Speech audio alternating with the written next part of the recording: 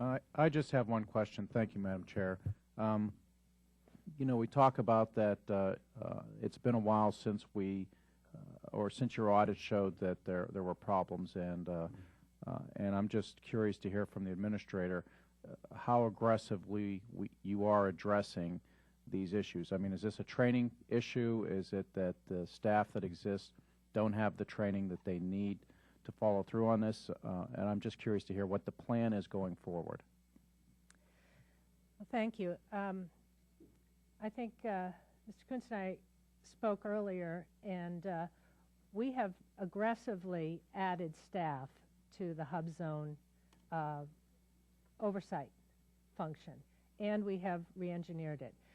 So he is correct that we were starting at a place that was about zero, that there was not firm action against bad actors, and there was no plan or program for how we went after oversight on this program and getting rid of fraud, waste, and abuse. And in fact, there was not even a statement that we would not tolerate fraud, waste, and abuse. Now we have a position and specific actions that have been implemented. On the front end, we did the certification.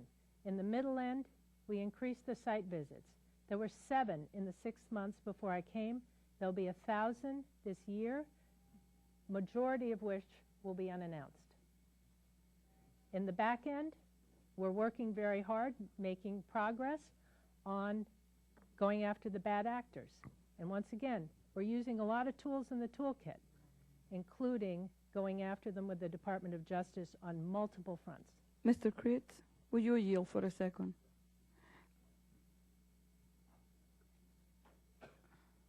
How many of the 29 firms that were ineligible continue to receive federal contracts? This is one of the most troubling findings of the GAO, and we have not... Maybe, Mr. Critz, do you know? 17. 17. 17, thank you. Do you know the total amount of money? The total amount is $200 million. The amount of new contracts is $66 million since your last hearing in 2009 on HubZone. Okay. Thank you. Thank you for yielding. All right, I appreciate your answer, and I'm from a school of thought that there's benchmarks, there's goals, there's timing. I would like to hear an answer from both of you as to, is this something that you feel at the staffing level that you have, or the plan for staffing, the training level that you have, and the plan for training, that this is something that will be resolved within 6 months, that you'll be at, you know, some artificial number, 95% assurance that HubZone, 8A, and small business or the veteran classifications will be running at a level that you feel comfortable that you're really catching all the bad actors?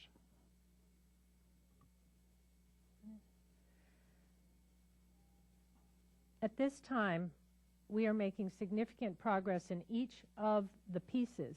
But as I said, it's really in the continuous improvement. And we think that we've got now a good partnership with the GAO. We have a lot of ways that people have in the past been able to come into this program that have been ineligible. We've blocked up some of the holes. We've got some more work to do. And this involved a complete re-engineering of our department and the addition of enormous resources. We have, in the President's budget, there are additional resources for us which will be very valuable. I would say there's progress, certainly. There's a long ways to go, but when you consider where we were 2 years ago when the first hearing was held, I think that what they've done and the oversight you've done here have made a difference. You know, with respect to people, it's interesting. There's 2 pieces to it. It's not only the number of people, it's the type of people. And I think, you know, we've seen, SBA has been in traditionally more of an advocacy organization than enforcement. That's a difficult transition, and I mentioned that in my opening statement. I think our ranking member mentioned the same thing. That's an important aspect, too, to make sure that they have the right people doing this. I appreciate your answer, and you know, from my perspective, I'm looking at the numbers that $680 million worth of investment yielded $30 billion worth of loans or activity economically, and certainly these kinds of backwards movements, it's hard to measure what the true impact is, but I appreciate your testimony, and I yield back.